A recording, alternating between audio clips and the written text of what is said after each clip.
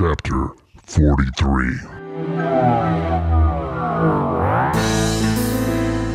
You are now listening to the Chapter of the Architect with DJ Architect.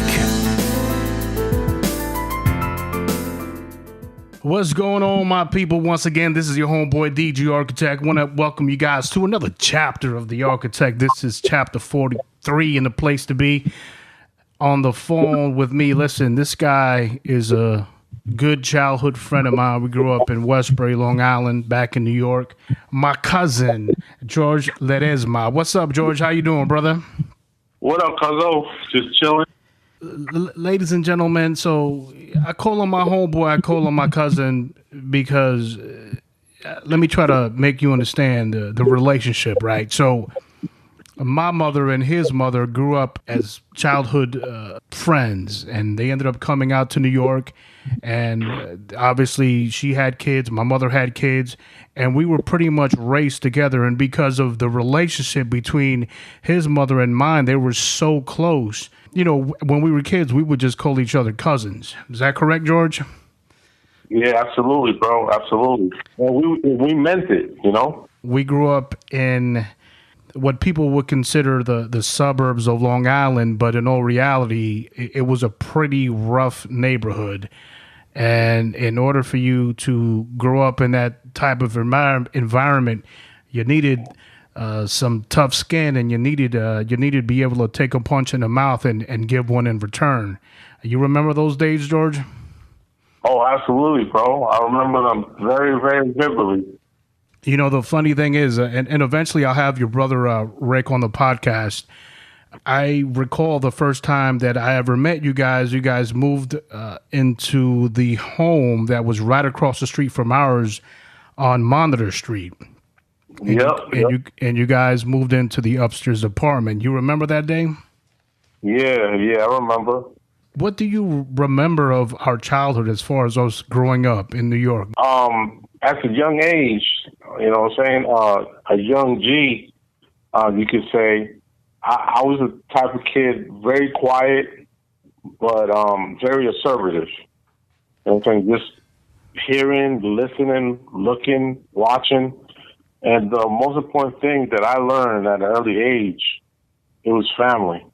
Family, as far as family sticking up to each other, family protecting each other? You know, I'm just observing, because we came in contact with a lot of different people, you know, due to our parents.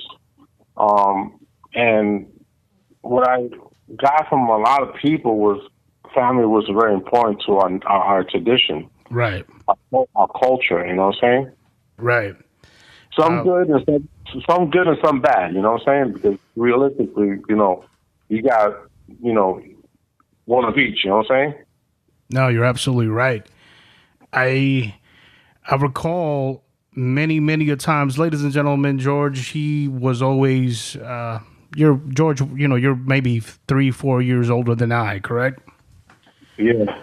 So there was a span of children that were around the neighborhood, and the medium age, I think, was approximately, the gap was maybe 5 to 6 years of age, but it was a group of kids. We ran together. A lot of our families knew each other, and whenever there was some type of beef or quarrels with other individuals from other neighborhoods, we circled the wagons pretty tight, and we got down, and we make sure that we protected each other. You being one of the eldest kids in our neighborhood, I recall you giving a lot of individuals some good beatings when we couldn't win that particular fight. You recall? Yeah, absolutely. You know why? Because I took pride of my people, you know what I'm saying, my loved ones. And, you know, like, if I didn't stand up for myself, nobody will, you know? Right. And coming and living in New York, they're going to try you. Mm. You know, and either you could take a punch in the jaw, like you said, you know, drop down, and then, you know, stand up again, and, hey, let's go toe-to-toe again. Right. To be honest, it's that pride of your family, your people you love to protect, you know? Right.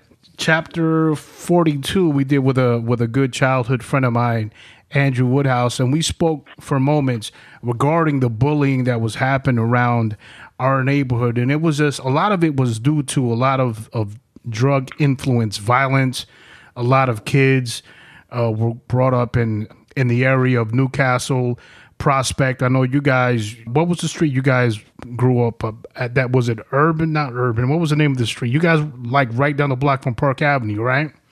Yeah, we grew up next to you, which was Monitor Street. Then my parents moved from there. They went to down the block, uptown. They went to Urban Avenue by Park Avenue. Urban Avenue. Yeah, you guys, for a moment, you guys lived across the street from Thomas and Jose, right? Yeah. Yeah, I remember Jose had a reputation for being a tough kid. And another group of cats that grew up with us was the twins. You remember the twins, Jimmy and William? Yeah, absolutely. Yeah. Those were another two tough individuals. And sometimes, I mean, even though you grew up in the same circles, sometimes you might get punched in the nose by one of them. I remember, as a matter of fact, so we all know each other. But, you know, family gets into squabbles, and, you know, once in a while, you all of a sudden you're facing, you know, your homeboy, and your homeboy's like, hey, I got to whoop that ass. And you're like, oh, shit, fuck it, man. But the twins, for a very young age, they're already pretty stocky kids, and they're already punching, you know, everyone in the mouth. And yeah, and they had a pretty bad reputation of, you know, you can pretty much, I don't want to call them bullies. Because I'll utilize the word tough. They were just tough individuals, had no issues walking the streets of New York by themselves. And if people were attempting to jump them, they knew that they had to do a pretty good job of it and bring more than 3 or 4 individuals to get the job done. You agree? Yeah. Talking about family going against each other, you and I got into a little scuffle when we were kids. Do you remember that scuffle? Not vivid. No, I don't remember. I'm gonna remind you, man. I'm gonna remind you. So, ladies and gentlemen, what I'm gonna give out the whole background. So, at the time, my parents had went on a vacation. We stayed at George's mom's house. The way George and I got into this, I can't even call it a scuffle, man. It was pretty much a good beating, but I learned from it. I learned not to go head up with a gorilla. What happened was, you gotta hit me with a fucking chair or something. No, man. So at the time, you were probably already in either. I'd have to say you were probably already in high school. You were a lot bigger than us. You were already started lifting weights. For whatever reason, a cassette was what you were playing a cassette, and I go to your younger brother Tony. I was like, "Yo, man, that's my tape." And I go to Tony, and Tony goes, "Yo, how do you know?" I said, "Because I can name the next song that's about to be played." And I named it, and I named the next song after that, and after that. So, you know, Tony was like, "Yo, man, okay, well, obviously that's your tape, man." So I went up to you and I was like, "Hey, man, where'd you get that tape?" Now, you're being, you know, probably 4 or 5 years older than me, a lot stockier. You had already started lifting weights.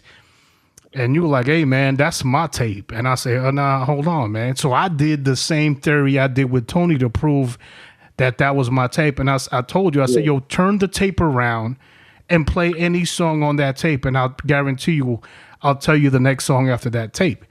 And I did it. Nothing written on the tape? No, man, there was no songs written on, like as far as my name or nothing. I couldn't really tell you. Right. But I knew by the recording of it, because I used to be on Hot 97, and the songs that I used to like, I used to press play and record. So I did the same theory I did with Tony, and he was like, "Yo, this is my tape." And I was like, "Yo, where'd you get it?" And you go, "Oh, I got it from Rebel." You remember the Rebel? Nah. You don't remember the Rebel, man? Who was the Rebel? The Rebel used to hang out with, sometimes he used to hang out with Ray. He was on Chapter 15. and for whatever reason, the rebel was just a crazy ass cat. Ladies and gentlemen, for whatever reason, this guy would dress up as a ninja and run around the neighborhood. Yeah, I remember the rebel. Yeah. You remember him, right? So you told me, hey, no, I got the tape from the rebel, and I was like, oh yeah, okay, well you got it from the rebel. The rebel was known to be a little bit of a pickpocket, and would come to your house, and all of a sudden you got crap missing. You're like, oh man, I got to keep an eye on this guy. This guy's, I can't let him in my house, period. But after that, yeah, man, Rebel was a bit of a thief. Obviously, he stole my tape, didn't he? Yo, so I did tell you. I was like, yo, that's my tape. And the reason I try to show you that was my tape was by, hey, look, the next song is this song. The song after that is this song. So I had the tape sequence of songs memorized. And you're like, nah, hell no, man. I caught you at a bad time too, because you had just finished lifting weights. And then you said, well, yo, that's my tape. I don't care what you're saying. So I went inside the radio, grabbed the tape, pulled it out. Imagine me with my big ass heart. You punched me in my chest and then knocked the goddamn wind out of me. You knocked the wind out of me. That, bro. Yo, I remember it. You knocked the wind out of me, and you was like, "Give me that tape." And I was like, "Man, I ain't giving you shit."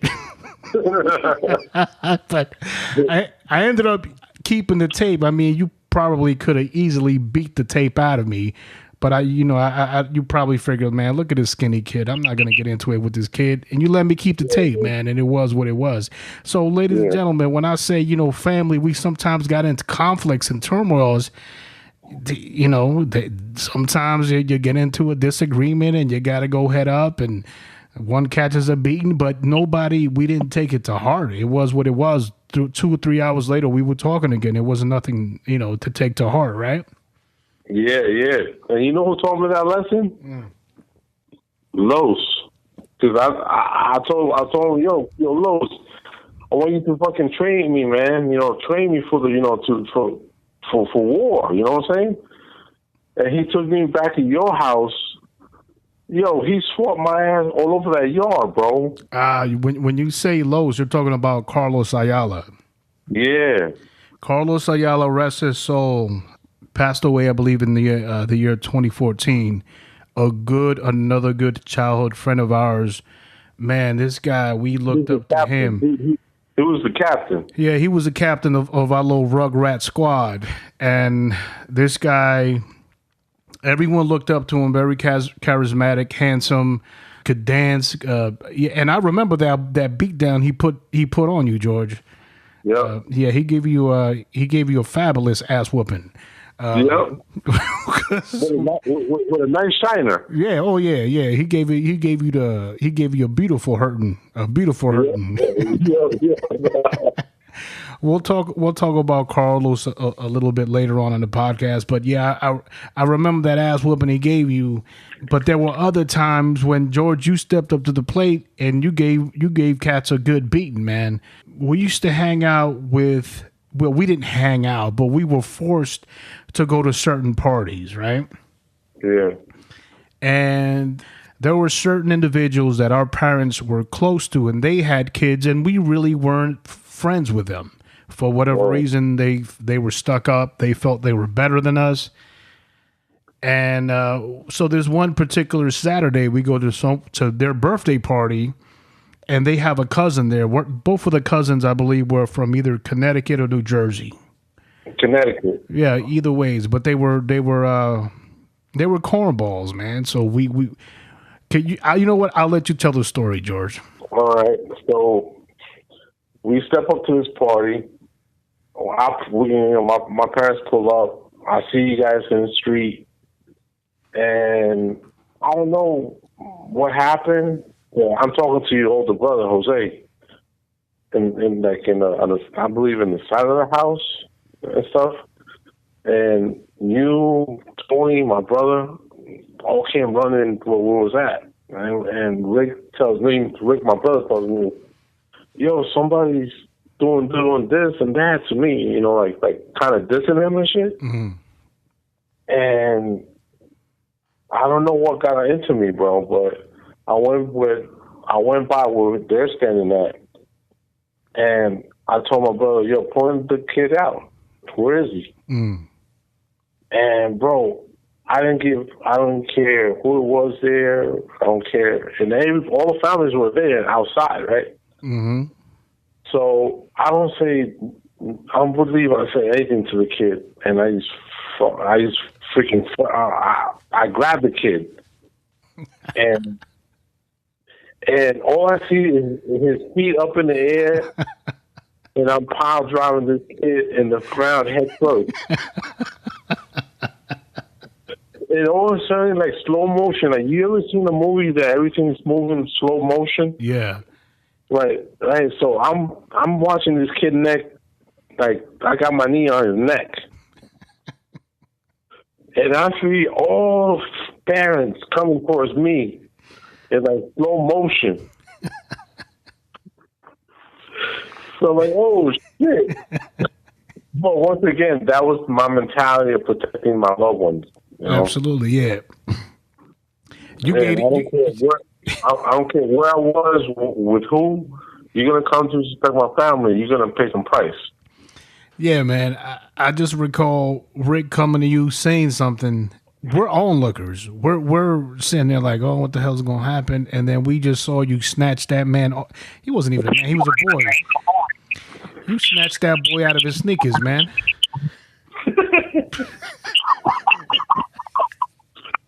I think he's good. He's a fat kid.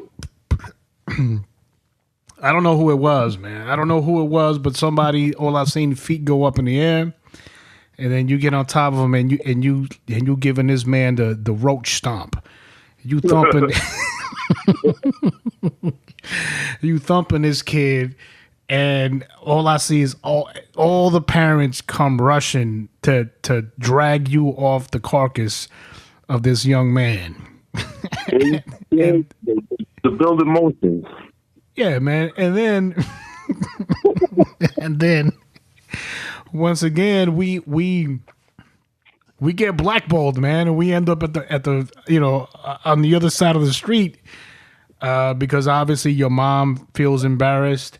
I'm sure there was some embarrassment on my parents' behalf because we ran together. So of course, so we end up at the opposite side of the street in front of the house, grouped up together. But I consider that a big victory, man, and I appreciate you that particular day handing over a beatdown for really for a punk kid that needed a beatdown. Yeah, absolutely. Hey, man, let's talk a little bit about the little mischievous things we used to do on Halloween, man. Oh, that was crazy, man. So what I appreciated about your mom was after a certain time your mother and your dad, they split, and your mom was left alone to raise, at the time, 3 kids. This is before Eric was born. Yeah. Your mom would always, I gotta say this, man, as a single parent, your mom did the best she could, and I have to salute her for that, because you guys did a lot of things that, even though my brother and I, we grew up in a 2-parent home, we were unable to do.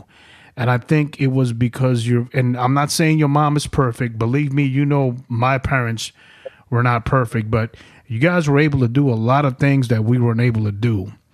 And one thing that I appreciated about your mom was she tried to give you guys some kind of form of happiness.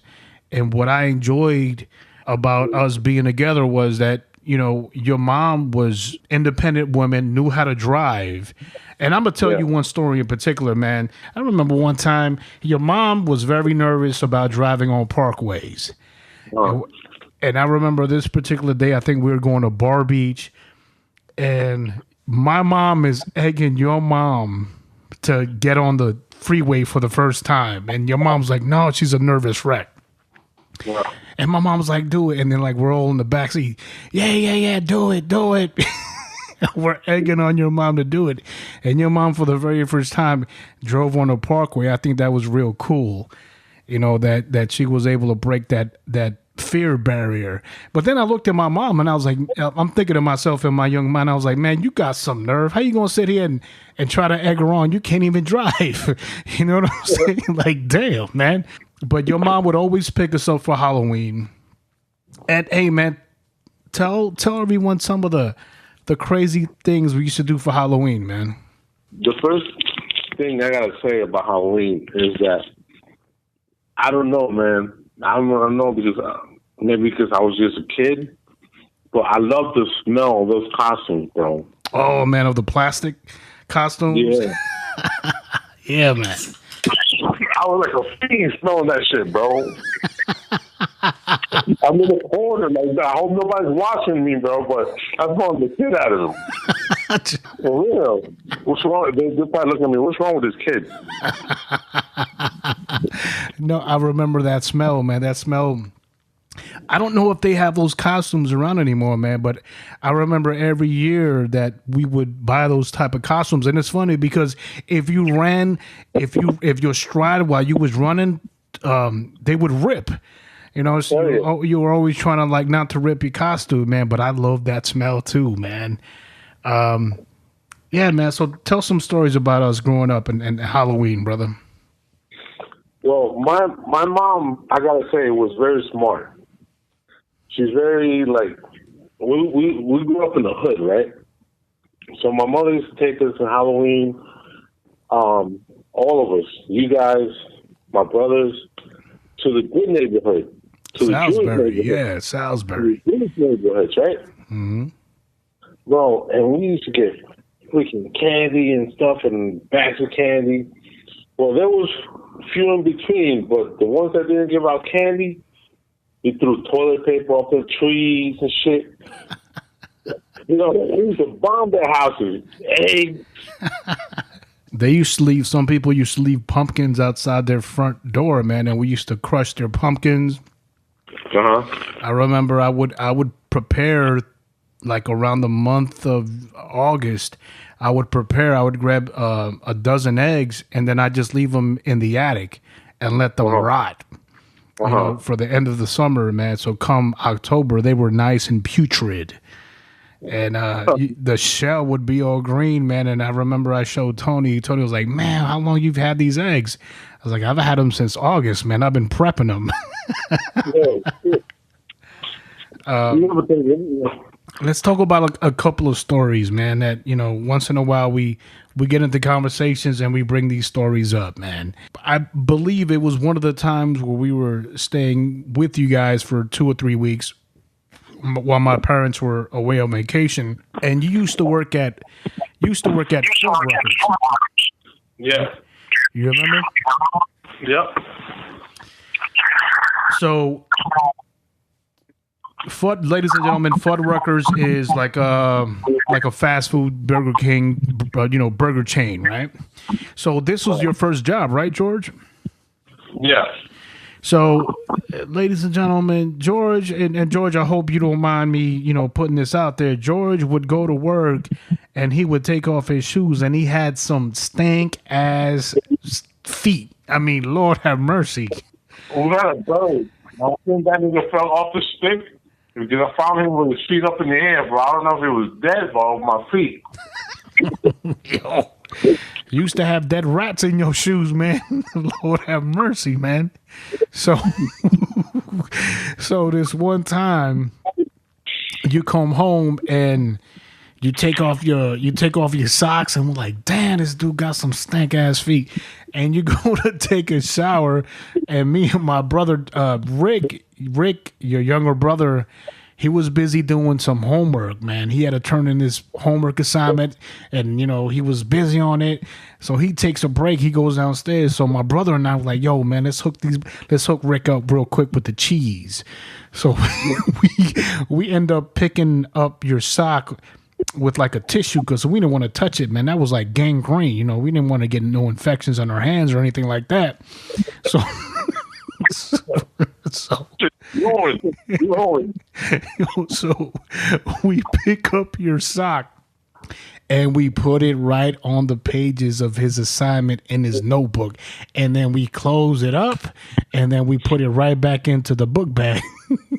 So the very next day, Rick has to go to school, and apparently the teacher was like, all right, students, go ahead and pull out last night's assignment for homework and come to my desk and present your homework. Well, Rick eventually is going to be on a podcast, and we're going to have this same conversation based off, his point of view. And apparently he came home later on that afternoon, and he was pissed. He was pissed, man. He was pissed because he said, hey, man, who the hell put George Socks inside my notebook, man? That thing stunk. So when the teacher asked for his assignment, Rick told the teacher he forgot his homework at home.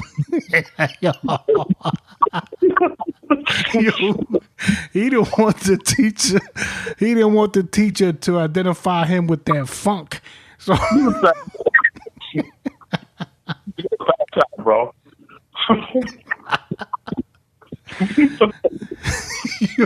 Man, I'm just telling stories, dog. I'm just telling facts, dog. All your facts, brother.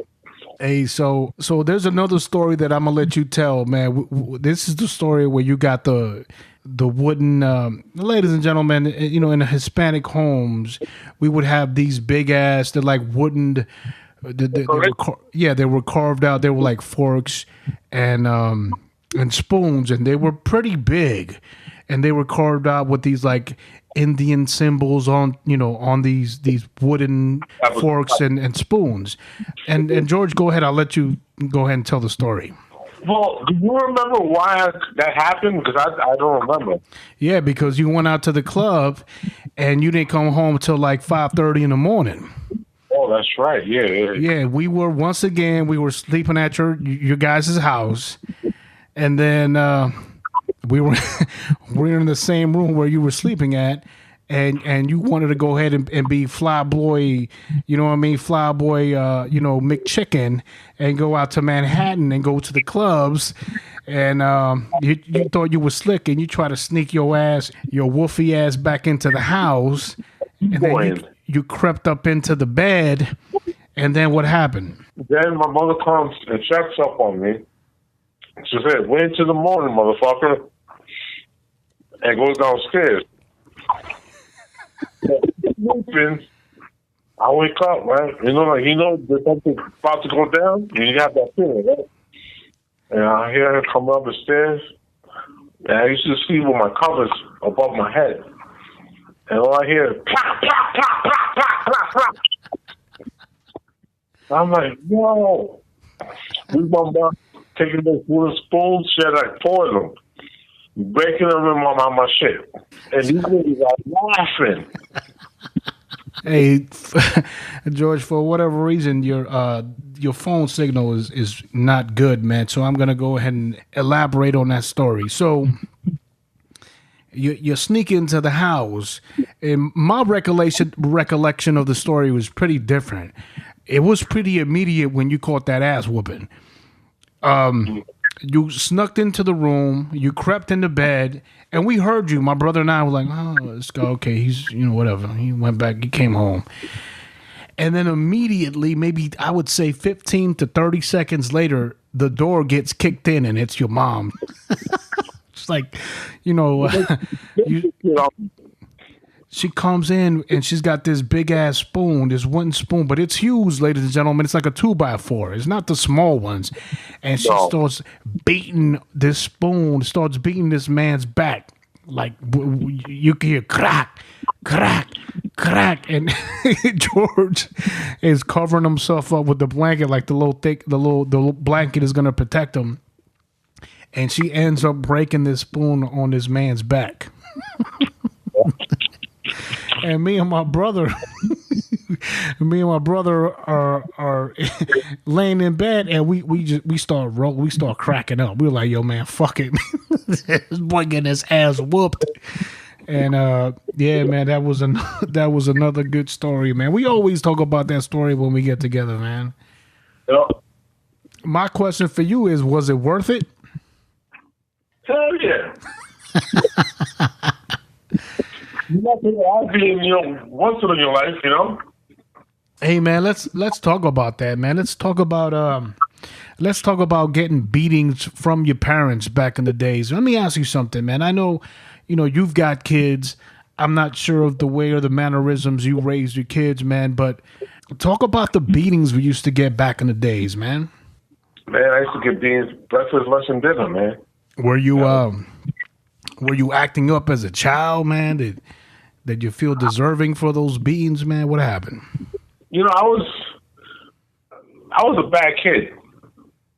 But they took it to, as far as, discipline the child, whatever, they took it above and beyond. And it was not discipline anymore. It was like more borderline of torturing. And then, how you survive that, because either if you're mentally weak, you're going to lose your mind. Absolutely. I used to get my ass whooped on the reg. Yeah. If you look the wrong way, you're going to catch a one. Oh, yeah. And there was always the saying when if you went to a party or something like that, you'd have your parents look at the back seat and be like, yo, both of y'all better behave. Because I got no issues with whooping your ass in front of your friends and everybody, and I don't give a damn. And that shit happened to me one time, too.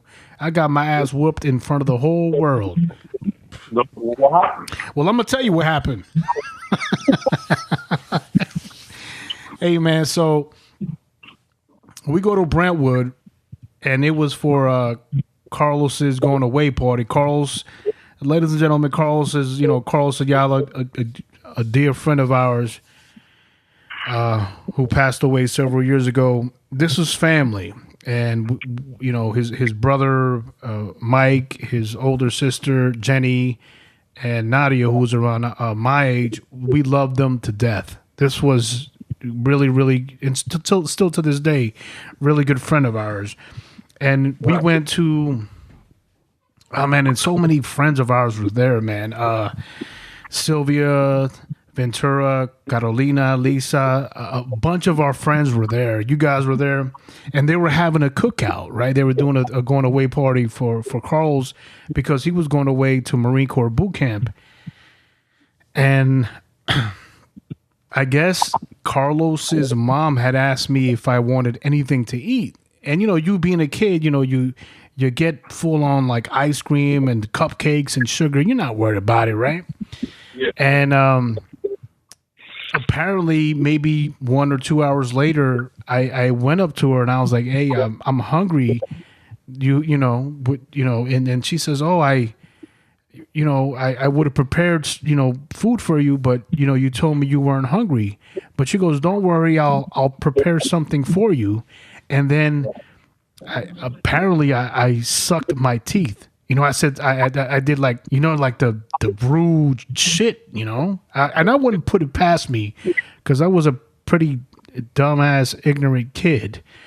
And the moment my mom was standing adjacent to her, the moment my mom heard that, number one, my mom smacked me in the face. So number one, then my mom grabbed me by the hair and pulled me into the bathroom and commenced to do like karate-size my ass. I never seen my mom throw kicks, but my mom was throwing kicks. Ladies and gentlemen, you got to understand that Carlos's mom was another good friend of my mother. They grew up together in El Salvador. So, these three ladies, they knew each other since they were little girls. So obviously that was a huge, huge no-no and disrespect on my behalf. And my mom pulled me by my hair into the bathroom and commenced to giving me a beautiful beat down. Like my mom was kicking me. Like my mom didn't know what to hit me with. She was grabbing like the soap dish and trying to break that shit on my head. And so you hear all this ruckus happening in the bathroom, right?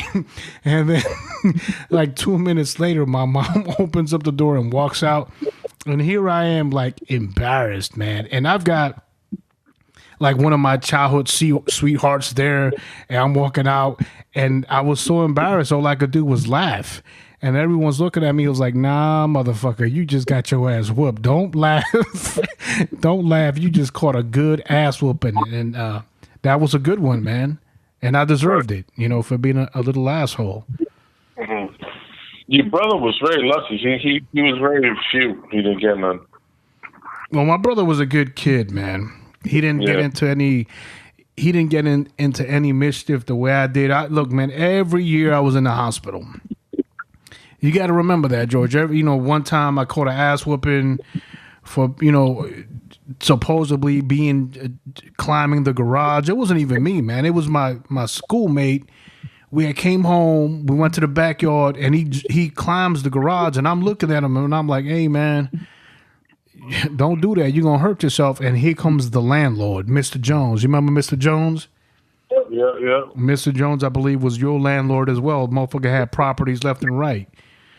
Yep. And everywhere. then, yeah, man. And then I'm on the ground, feet on the ground, and my schoolmate is on top of the garage. And this son of a bitch goes and tells my dad, "Yo, man, your son's over there climbing on my garage." So I told my dad, I say he's a liar, and he goes, "What?" I said, "He's a liar. I wasn't on that garage. My schoolmate was on the garage." And he goes, "I'm gonna whoop your ass double. Number one, for calling him a liar, and number two, for lying to me." And then he said number three, for being on top of that garage. And I'm gonna tell you something, man. And that I remember that ass whooping, because when I was getting my ass whooped, I kept screaming, "He's a liar! He's a liar!" Man, but you would sometimes catch ass whoopings, and not necessarily, you didn't do nothing. You just caught an ass whooping, Yeah. And then there were the times where, I think every summer I was in the hospital, man. I remember the first time my brother and I were jumping down on the mattress, and I fell back and I split the back of my head. I had to get stitches. Superfly? What was that? Doing Superfly? Snooker? Yeah, man, we were just wrestling, man. We were just wrestling, and back in New York, they have how they have the heaters. The heaters are made of metal, and they're like on the ground. Yeah. And I just fell backwards, man, and I split my damn wig. And fortunately, your mom was there. I came downstairs. No, I don't even think it was your mom. I think it might have been Olinda, her friend, who was there. And I put my hand behind the back of my head. And when I saw my hand, I had a couple strands of hair, and it was bleeding. And I went downstairs, and I showed my mom my palm, and she damn near fainted. But keep in mind, she never learned to drive, but her friend was there, and they, took us to Meadowbrook Emergency Hospital, which we call Murderbrook, and they had to stitch my ass up, man. Wow. And then there was a time I was playing basketball with Rodney, my next door neighbor. I went in for a slam dunk, and then there was a branch, and I ended up falling down. Somebody had caught my feet, so I ended up going face first, and the branch had went into my eye, and it broke off into my eye, and it I had to go to the hospital for that, man. Wow. They had to, Murderbrook was an awful hospital. My blood vessels were all torn. My eye was all red and bloody. What had happened was the twig had snapped into the side socket of my eye, and they did what they did. They sent me home. 3 days later, I'm still waking up with pus covering my eye. Wow. And they take me to a specialist, and the specialist was going to get social services on my parents because it had been 3 days and nothing had happened. But fortunately, they were like, no, hold on a second. We took this kid to the emergency room. It was because of inadequate hospital that they didn't find.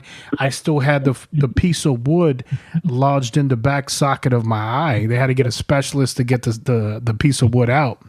It was crazy. Wow. Yeah, man. I remember every time that we got together, man. It was good times, and some good memories was sometimes people caught ass whoopings, because they was out of line or out of pocket. I appreciate our friendship, man. I hold you, Rick, Tony, very close to the heart, and even Eric. I know Eric was a baby when it was our childhood, so he'll never understand. But we did a lot of things in our childhood that made us to be the men that we are currently now. And I appreciated you guys in my life. Do you remember we ended up, for whatever reason, our parents ended up buying school buses. You remember that? Yeah. You want to tell that story?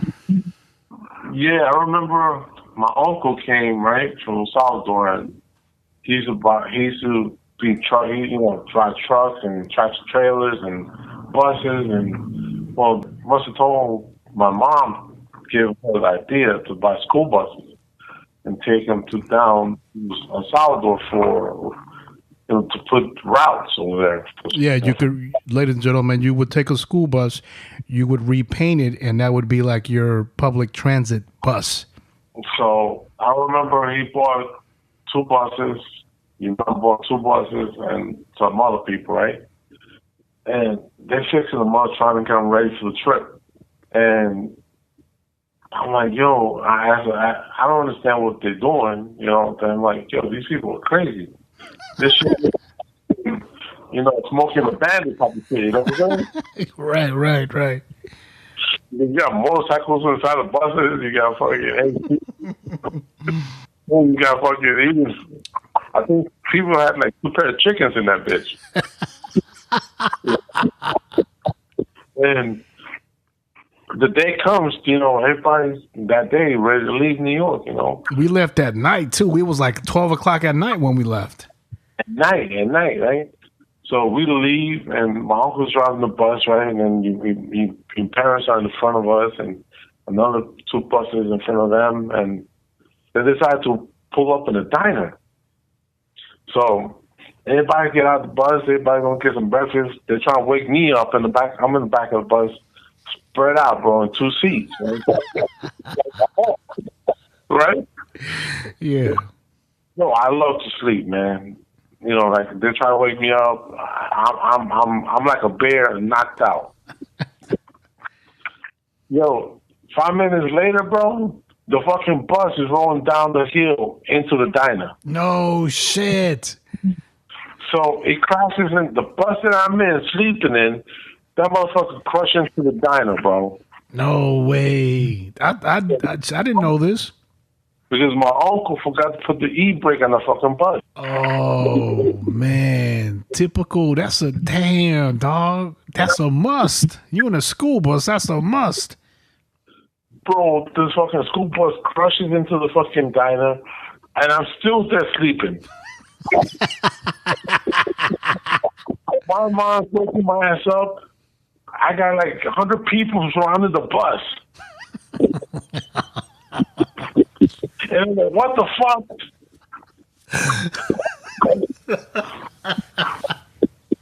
Shit is funny. You know what I'm saying? That just, like, I don't know how these things happen, but they happen. No, so let me try to paint a picture for you guys, ladies and gentlemen. So someone had the bright idea to purchase school buses, and this was probably 1986, 1985. So we have, all these families. We have probably like 5, 6 different families. They all decide to purchase these school buses, and drive from New York, the state of New York, drive all the way to the country of El Salvador, cross country. Their plan is to, once they get the buses there, is to sell the buses, cash in, and that's going to pay for their vacation. So there's 5, 6 school buses from 5 or 6 families, and we're traveling from New York to El Salvador, and it must have taken maybe 2 weeks with the amount of breakdowns that we had. That particular incident with George's family's bus. The e-brake, the bus goes rolling back. I'll tell you another story about that. We were in, I don't know if we were in Texas. I forgot what state we were in. But we were with, you remember Mario and Omar? Their parents had purchased a bus and they came along with us too. Yep. So it's all of us. It's all of us, and you remember those little games that it had the claw, and the claw would go down, and it would try to get you like a little teddy bear or a stuffed animal. You remember that game? Yeah. So we were trying to get quarters out of this game, and then we start kicking it, and then for whatever reason, the front door just like pops up, and like all the coins are there, and the moment the door comes down, we're like, oh, we got to go, and we start running. And then the coins end up missing. I'm gonna tell you, listen, I wasn't into thievery, man. I did not take the coins. Somebody took the bag of coins, and then all of a sudden the sheriff comes and he goes, okay, apparently the owners didn't want to, because we were dumbass kids, man. Yeah. So the owners of the machine didn't want to go ahead and press charges, but the sheriff said, "Oh no! I'm escorting you guys out of my county line." We're gonna take your asses out of my state. That's what he said. They escorted us out of their county line, man. That's like taking the bandit. You remember Carlos Godoy, compadre Carlos? Yeah. Well, I like being in compadre Carlos's bus, because compadre Carlos was cool as hell, man. I always had a lot of love for him, man. That's my god sister's father who passed away many moons ago. Very, very good individual, Carlos Godoy. Very good man. That was a trip, man. I remember those times, and I remember that your guys' bus broke down and you guys had to leave it somewhere in Georgia. So you guys took the contents out of your bus and you split it amongst the 5 remaining. And I remember this one particular morning, Tony was in our bus, and this one particular morning, man, I felt so bad, man, because I wake up and I found Tony sleeping on the floor by like the gas and brake pedal. Like it was that type of trip, man. And I was thinking to myself, I said, what the fuck are these guys putting us through? It was crazy, like eating nothing but tuna fish sandwiches for 5-6 days in a row. I got sick of tuna fish. hell yeah. Oh my goodness, man! I got sick of when we were stuck at the border in Mexico for I think 4 or 5 days. All we ate was chorizos con huevo for breakfast. I hated that. It was crazy, man. Well, those mini hot dogs. Oh, I know the Vienna sausages. Oh my goodness, I couldn't stand those after a while, man. Yep. You remember playing football? Not so much, man. Why? Do you have a particular story? Yeah, man. Like I remember my first, I believe, my junior year of high school. I joined the fucking football team, right? And I'm excited for the season, So me and my homeboy are my mom's backyard, and we full geared up, and we just throwing passes, right? So my brother Rick comes by. He's like, "Yo, I want to play, right?" Mm. Mind you, we geared up, because we was ready to run some drills. Mm-hmm. So my homeboy throws the ball, tells my brother, go deep.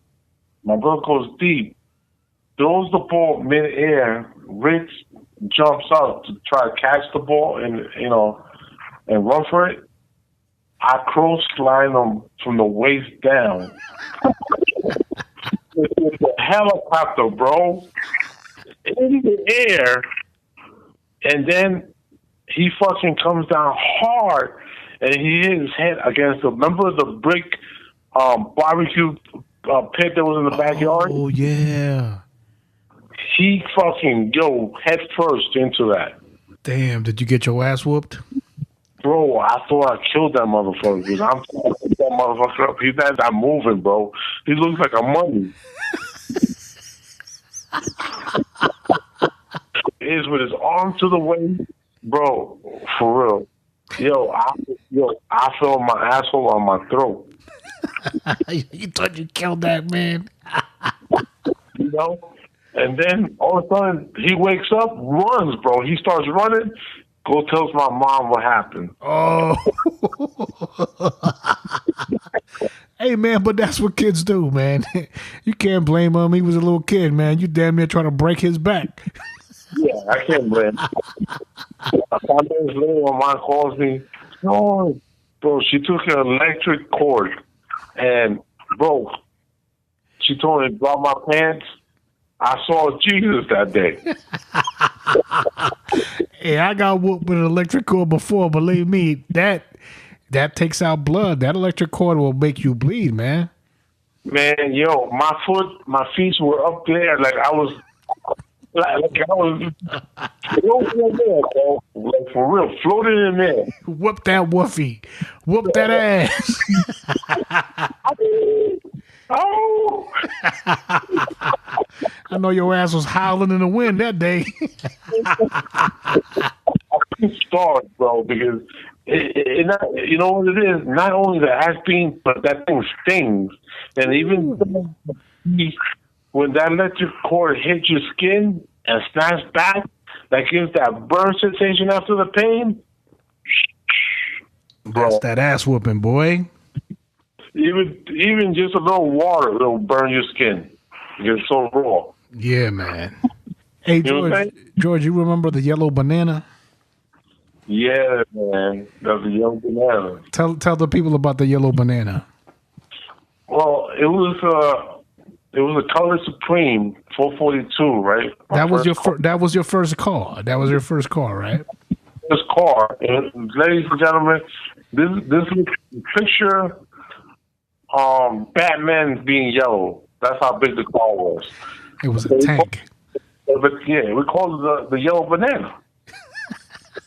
I remember that car, man. I remember your first call. We was like, oh shit, we gonna go around and around. He gonna take us to the mall. Yeah. Well, ladies and gentlemen, my first car, right? So I have a homeboy. I'm not gonna mention any names. He was like, "Yo, let me drive the car, man. Let me drive the car."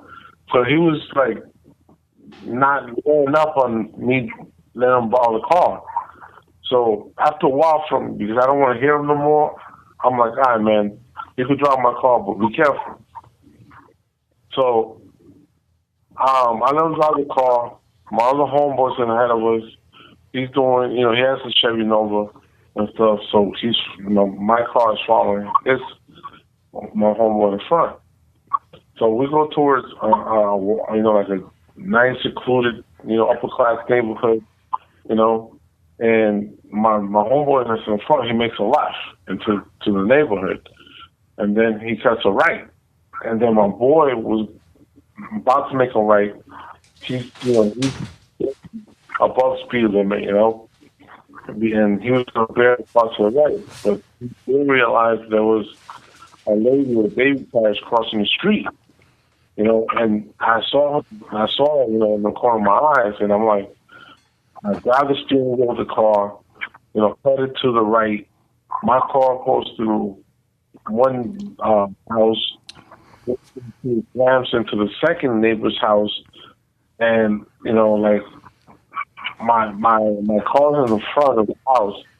This lady comes out of the house, started backing out about her house and stuff, and she passed out, so I'm trying to call 911 for assistance to get some help, right? Right. And my homeboy that was driving my car, he takes off running. He dips, right? Mm. So now I have Celia and Carolina, and back on my car, and back in the seat. Right. They're hysterically crying. Wow. Right? So, and I have the hood of the car is like smoking. Wow. So I'm trying to get those two girls out, you know, and the fire department comes, police comes, and they ask me, "Who's the owner of this car?" Mm-hmm. And I said, "I don't know." And then the officer tells me, "Well, what happened?" I said, "Listen, I was trying to make a right. I pulled the car, the brakes went, and the lady was crossing the street with the baby carriage. I didn't want to hit her, so I had to, cut the car to the right." Right. So he's like, okay. So, bro, and I was, mind you, I was underage, and my car was insured by my mom. Right. So how you go home and tell your mom, I just messed up 2 houses? I used to remember. Wow. You tell her? Would you tell her prepared for an ass whooping? That's how you tell her. Yeah, that's exactly. That's the next thing coming, an ass whooping. So me, because I didn't want to come home, I didn't come home for about a month. So I knew that ass whooping was coming. George, you crazy, dog. So, man, when she found out, bro, she lit that ass up. She cut your ass, huh? Because she had to pay for it, Oh my goodness, damn, George, you a savage. But it wasn't me though. Like I just made poor decision. Right, I understand. Hey man, let me tell you a story that I recall when we was young. We always used to like to wrestle. You remember that? Yeah. We used to watch wrestling, Paul Orndorff, Mr. Wonderful, the whole nine, boom, boom, pow. And I remember one time we were wrestling. It was a hot summer day with all of us, me, you, Tony, Rick, my brother. We were all wrestling in the front of the house. And then we was all thirsty. So we go into the house, and my mom, you remember the spray bottles they used to have like with water, like the beauticians would grab it to spray your hair to get your hair wet to cut it. You remember that? Yeah. So there was a spray bottle, and we knew for a fact that my mom used that spray bottle for a certain like cleaner product. Okay. And then you grab the spray bottle, and my brother goes to you like you're 1 or 2 years older than my brother. My brother sees you grab the spray bottle, and my brother says, No. Hey, don't do it, man. That's ammonia. Don't do it. My eyes went purple. As soon as that spray hit my nostrils, it's like somebody took the oxygen away from my lungs.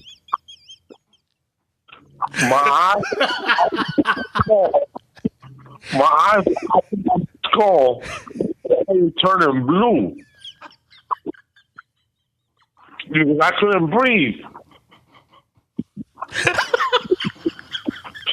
You ever seen the goldfish out of the water? That was me. Yo,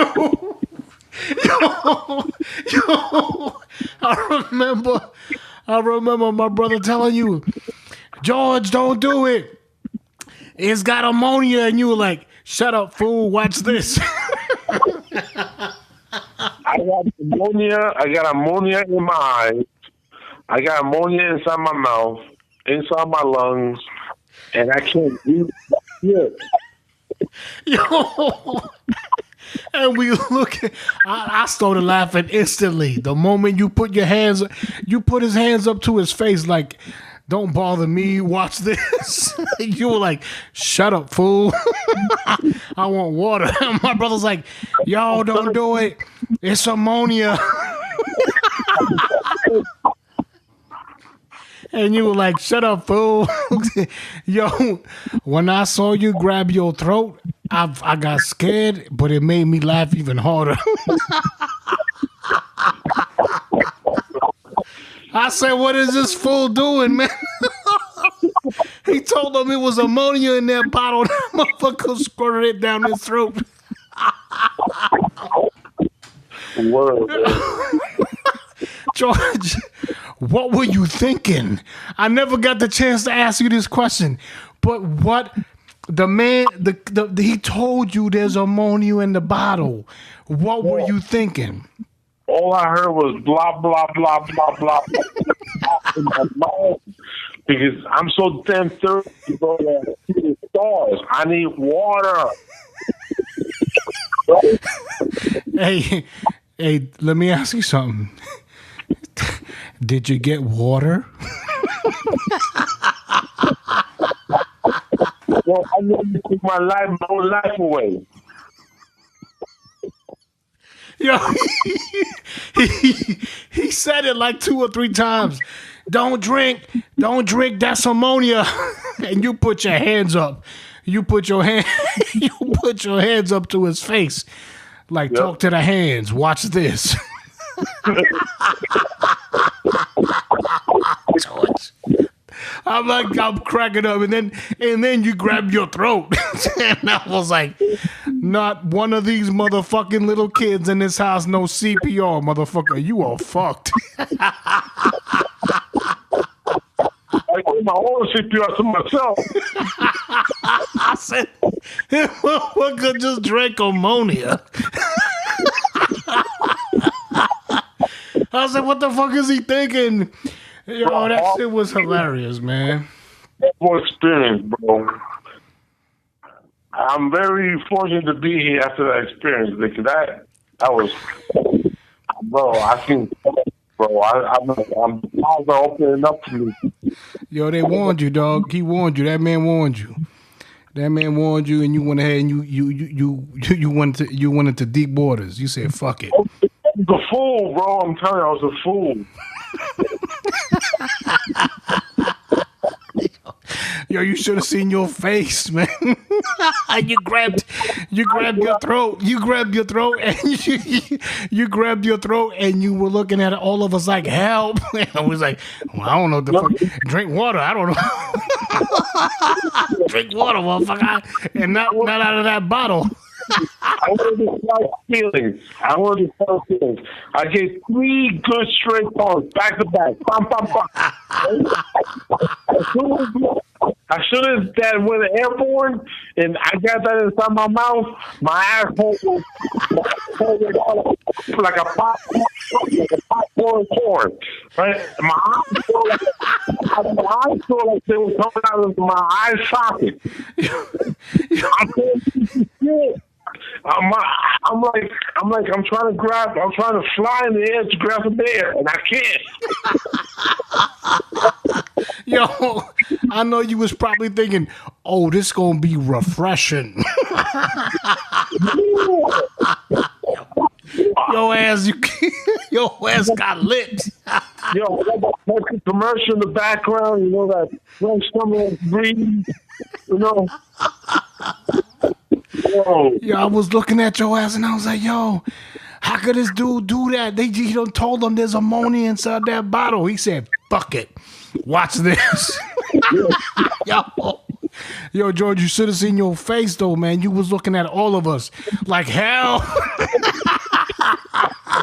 And I was like, yo, we kids. Nobody in this motherfucking house knows CPR. You fucked. Houdini, bro, when the Houdini thing wouldn't go wrong.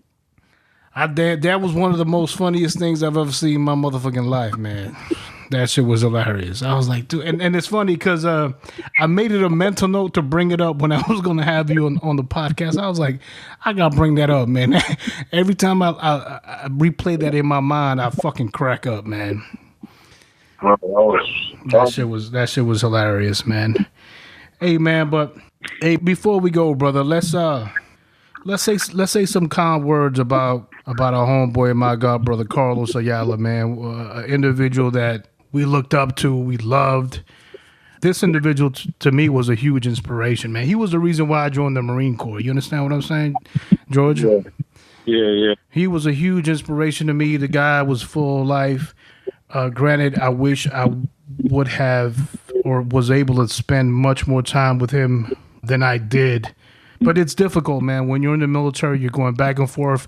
He was first in. I was still, a 13-year-old punk kid. What the hell? How am I going to be able to see this man? And I'm sure you were busy. You had gotten married. I remember when you first got married, man. And I got to be honest with you. You were one of the first guys in our group that got married, and I remember feeling very somber, very low.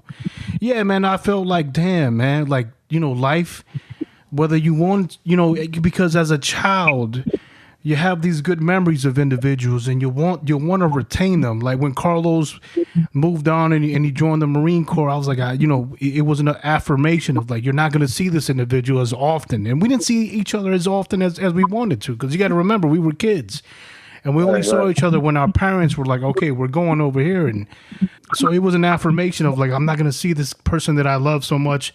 I'm going to see him even less now. And then when you got married, I was like, well, shit, he's going to have responsibilities. He's going to have kids soon. And when, as a kid, you try to hold on to these memories.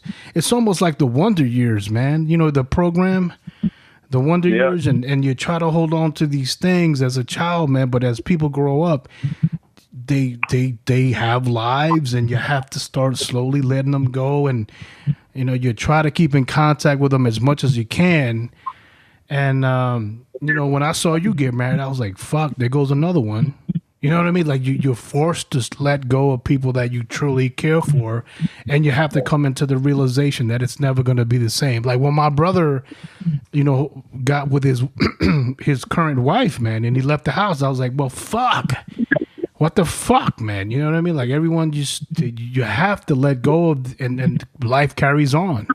And then I was busy with my own, turmoils in life, and I didn't have time to think about that. Just life carries on, man. But I think, an individual like Carlos to us was somebody very special. Do you agree?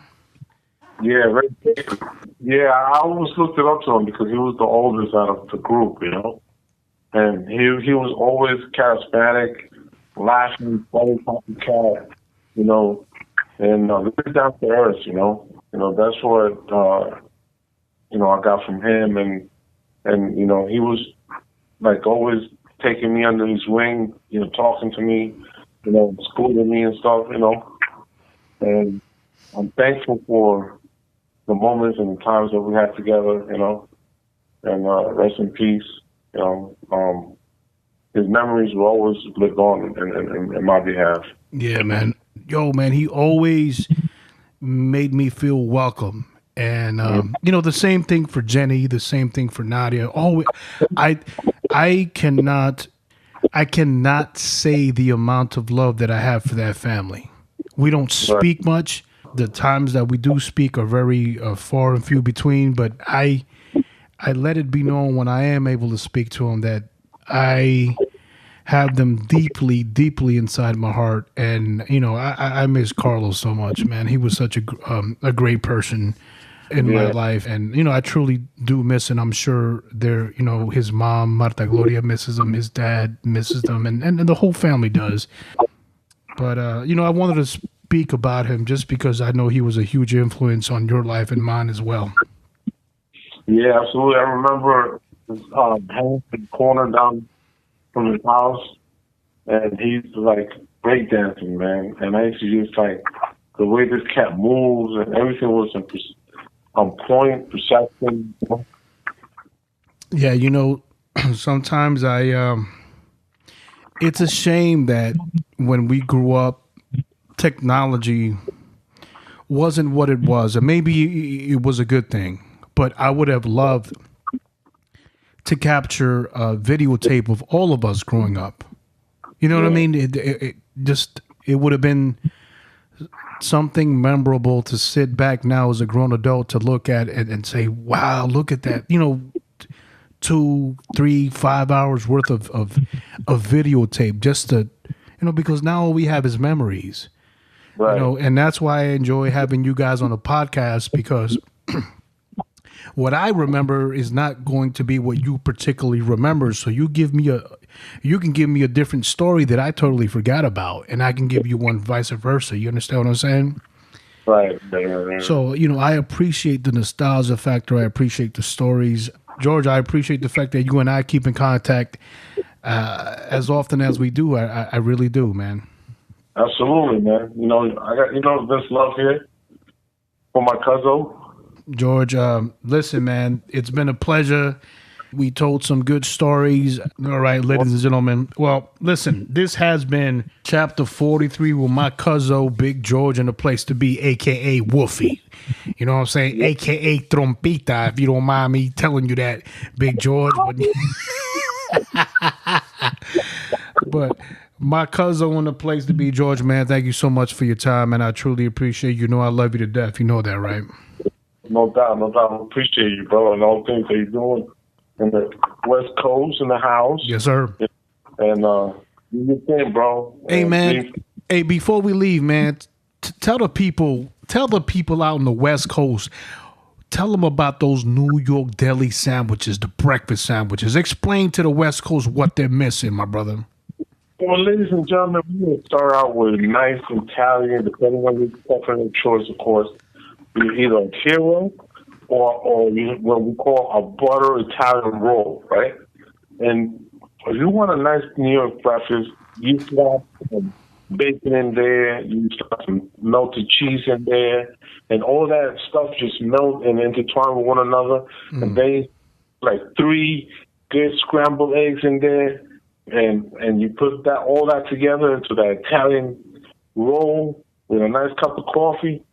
That's New York breakfast. Can't beat it, George. You can't beat it. These guys here on the West Coast have no idea. No idea. New York deli sandwiches, all their shit. So check them out on Instagram. Check them out on YouTube. Man, you got to experience it for yourselves. Absolutely. Ladies and gentlemen, this has been Chapter 43. On Chapter 43, we spoke about our childhood. We spoke about what we did on Halloween. My particular accidents as a gorilla growing up and being a mischievous bastard. The beatings that we got from our parents. And, of course, we spoke about our beloved brother who passed away several years ago, Carl Sayala. Ladies and gentlemen, this has been Chapter 43 on the Chapter of the Architect. I love you guys. Thank you so much for listening and your support.